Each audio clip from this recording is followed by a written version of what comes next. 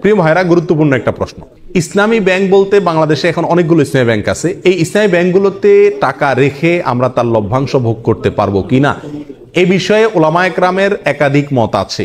কিছু ওলামা একরামের গবেষণা অন্তে তারা বলেন যে ইসলামী ব্যাংকগুলো আমাদের দেশের পরিসরে কেন্দ্রীয় ব্যাংকের অধীনে থাকতে হয়, দেশের প্রচলিত নিয়মকানুন মেনে চলতে হয়, যার কারণে এবং অনেক ক্ষেত্রে সদিচ্ছার অভাব বা ঘাটতি থাকার কারণে পরিপূর্ণ ইসলামিক না।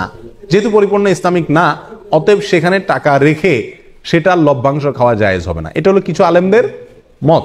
এর বিপরীতে ওলামা একরাম বলেন, যেহেতু আমাদের সমস্ত ইসলামী ব্যাংকগুলোর শরিয়া বোর্ড আছে এবং সে শরিয়া বোর্ডে গ্রহণযোগ্য ওলামা একরাম বসে আছেন, তাদের দায়িত্ব হলো এটা ইসলামী পদ্ধতিতে চলছে কিনা মনিটরিং করা, পরামর্শ দেওয়া।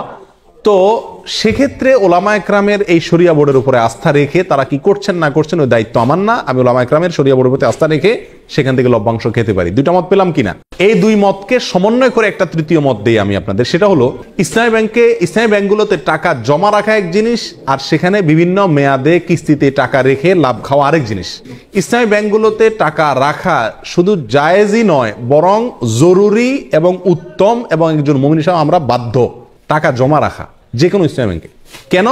কারণ সুদী ব্যাংকে আমি টাকা জমা রাখলে কেমন যেন তাদেরকে সুদী কারবারে কি করলাম, সহায়তা করলাম। আমার এই টাকাটা পেয়ে তারা সুদে সহায়তা করবে। ইসলামী ব্যাংকগুলো আর কিছু করুক আর না করুক, একটা কাজ তো তারা করবে, সেটা কি? আমার এই টাকাটা নিয়ে সুদ যে হারাম, এই একটা কনসেপ্ট ইসলামী ব্যাংকগুলো বাংলাদেশে বিস্তার করছে কি করে নেই। অন্য ব্যাংকগুলোতেও বলে কয়ে ঘুষ দিয়ে ঘোষণা দিয়ে কি দেয়, সুদ দেয়। আর সুদ যে হারাম, এই কনসেপ্টটা ইসলামী ব্যাংকগুলো বাংলাদেশে একরকম প্রতিষ্ঠিত করছে। বাস্তবায়ন যাই হোক, এটা জানাইছে, এলেমটা তারা প্রচার করছে। স্বীকৃতি এবং স্লোগান হলো তারা সুদমুক্ত ব্যাংকিং চায়। অতএব তাদের কাছে টাকা রাখা আর সুদী ব্যাংকে টাকা রাখা বেশ কম আছে না নেই? সুদী ব্যাংকে টাকা রাখা মানে সরাসরি সুদখোরকে আমি হেল্প করা, ঠিক না? তাহলে আমরা ইসলামী ব্যাংকের টাকা জমা রাখবো অন্য ব্যাংকের উপরে প্রাধান্য দিয়ে, এতে কোনো সন্দেহ নাই।